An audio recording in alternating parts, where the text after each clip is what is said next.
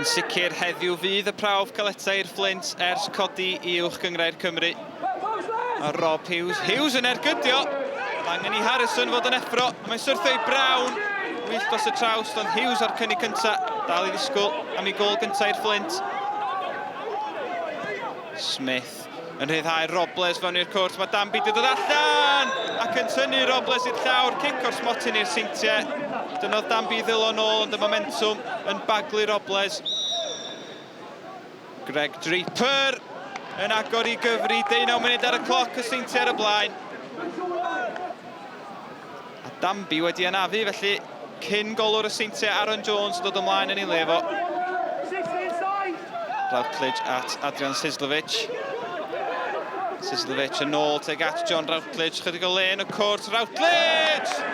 Yn dyblu'r fantais. 33 o funudau i chwarae. Gormod o le o lawer i John Routledge yn y cwrt. Ar ergyd isel heibio i Aaron Jones. Leo Smith cael ei annog i ergydio. Bale yn gwiro oddi ar drwyn Smith ac i lwybr Robles. Robles yn troi'r amddiffynwr. Ar Bale ar blat i Greg Draper. Sgorau ail o'r pnawn. Ac mae bellach yn hafal am Mike Wild am y nifer fwyaf o goliau'r Seintiau yn y gyngrair. Ben Clark trwodd at Robles, cyfle arall i'r Seintiau. Jones di gollwng hi. Greg Draper yn torri'r record. A Draper bellach yw prif sgoriwr holl hanes y Seintiau yn y gyngrair. 154 o goliau. Draper o'n llac. A dyma Les Davies. Davies yn troi Harrington. Cyfle'r tryc fan hyn. Davies doedd hi ddim yn bell gan Les Davies. Harrington. Harrington heibio i Davies. Brown yn gwneud i orau i faglu Harrington ond yn methu. A Harrington di parhau ar hediad. A dyna'i gol gyntaf erioed i'r Seintiau Newydd.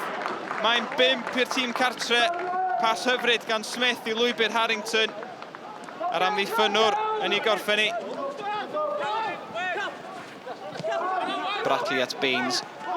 Baines, o, honna'n llac. Mullen di dwyni.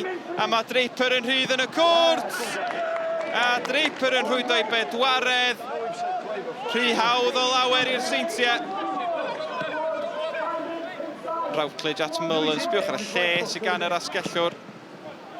Mi geitho gyfle arall i groesi'r Bale mae fewn i'r cwrt. Mullen yn curo Bradley yn croesi a Louis Robles yn gwbl rydd ac yn sgorio'r 7fed.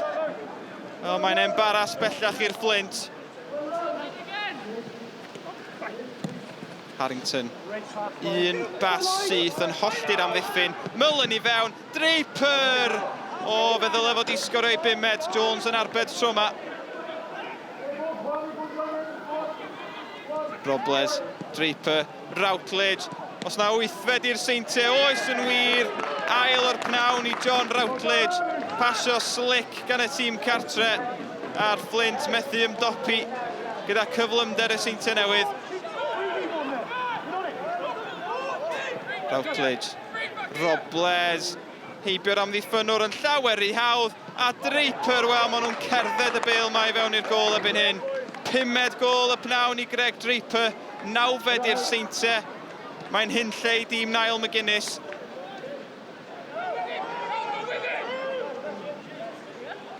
Robles.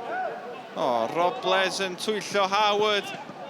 Os na 10fed yn fan hyn, Boateng yn rhwydo. Ffigurau dwbl i'r Seintiau. A maen nhw yn gallu gwneud hyn i dîmau. Y Seintiau ar ei gorau. A pnawn i'w anghofio'n sicr i'r Fflint.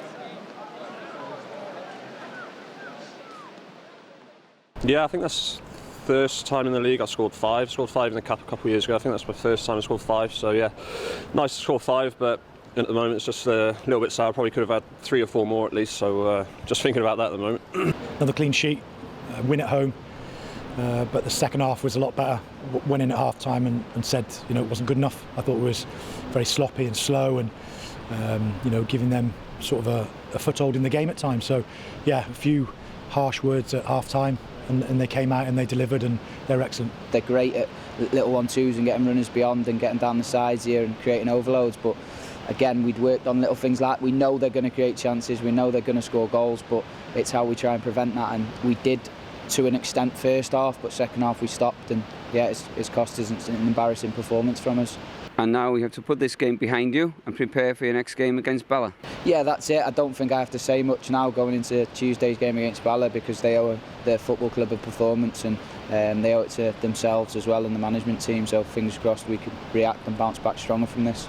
On another note, this is going to be a great day for you to remember. You just set a new club record, top scorer in the history of the club, 156 goals. Yeah, I remember doing an interview with the Rev about 12 months ago probably, and I wanted it done by January, so only 9 months late, but obviously with things being delayed and everything that's going on, it was obviously delayed it a little bit, but yeah, just nice to get there, and hopefully we can kick on now and start working towards 200.